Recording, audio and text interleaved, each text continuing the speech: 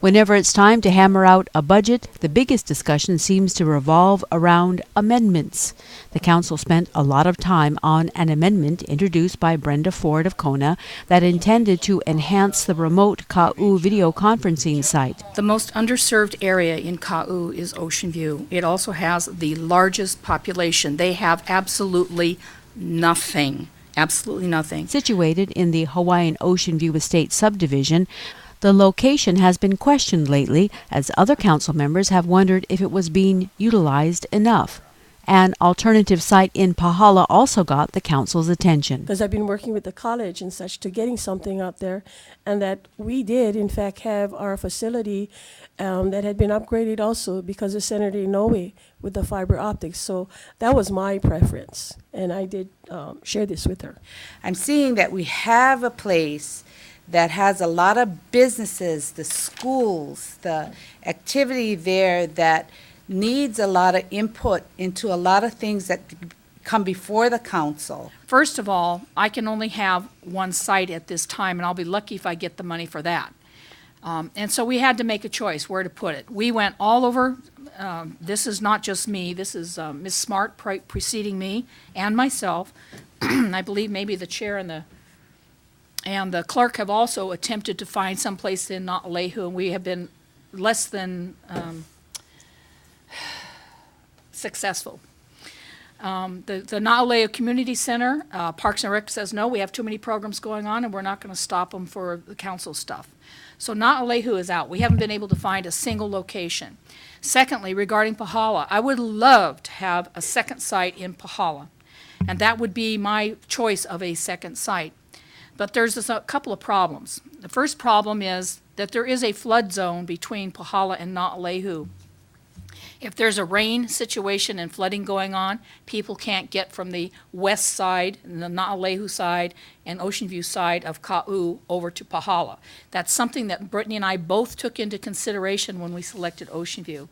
The second issue is the largest population in Ka'u is in the Ocean View area. Over 6,000 people in Ocean View compared to maybe about 1,800 in Pahala and about 2,400 in Naʻalehu.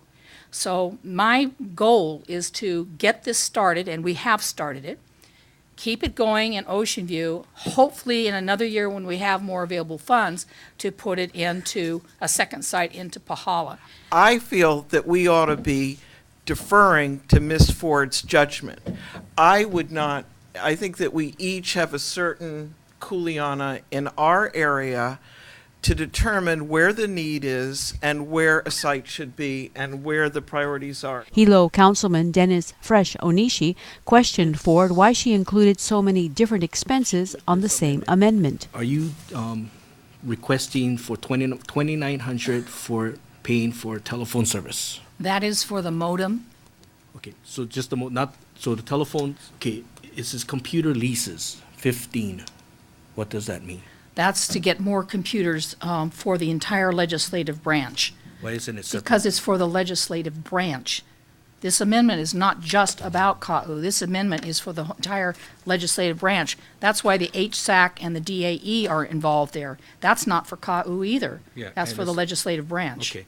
Well, I think that's where it's kind of confusing, I think, because when you look at this, we can understand the HSAC and the contingency funds. We can understand that part, like, because it's a subtract and minus kind of thing. I mean, sorry, not contingency funds, but HSAC and our DAE. That's where you can see it.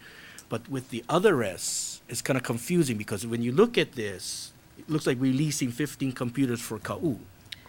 No, I just stated that. I know, we're I not. understand that, Okay. but I'm saying, but if you just look at this, it doesn't explain that. So, Mr. Onishi, you're saying that if I had made this into three separate things, you would have been happy. Yes. You would have passed all of them. Well, but because they're together, you're not going to pass them. Correct. That's a possibility. Okay. I'm really happy since the first time that this discussion came out, and I was waiting for folks to testify in Ka'u, and it wasn't really happening. We had some discussion. It seemed to spark that, and more folks started testifying in Ka'u. It was great. That's what I was really hoping to see that. So I do support video conferencing out there. I agree with both Mr. Onishi and Ms. Willie that having these three in this makes it much more challenging to actually it feels almost like a little bit of a Christmas tree style bill where it has other things decorated in there that certain parts of it make sense, but it's kind of forcing us to have this other play in there. I just don't like that. We should have it bifurcated, separated, take each one on there, because some of the ideas are great in there. My concern, though, is increasing the overall budget for video conferencing. While it's a good thing, we do need to make sure that we are keeping costs down and controlling costs. Ford agreed to separate the different items in the amendment, but Chair Jay Yoshimoto reminded the council that the Ka'u video testimony site was budgeted for, regardless of the amendment. To give brief history, when the term began, the Ka'u site had just become online, like, the 1 or 2 meetings before this term. And, at the beginning, Ms. Ford and I had a discussion about continuing the site. And, we had a miscommunication in terms of what the expectations were, and we have since resolved it, which is good. So, there is money in the budget for the site as it stands now.